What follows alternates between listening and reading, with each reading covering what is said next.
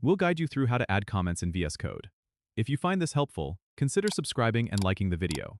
First, open Visual Studio Code on your desktop. If you're looking to add a single-line comment, you need to place your cursor on the line you want to comment out. Then, press Ctrl+/ on Windows or CMD+/ on Mac. This will instantly turn the line into a comment. If you need to comment multiple lines at once, just select the lines you want to comment and use the same keyboard shortcut. It's super efficient for commenting out blocks of code. Now, if you're working with a language that supports block comments, like JavaScript, you can manually add a block comment by typing / and asterisk at the start of the block, and */ at the end.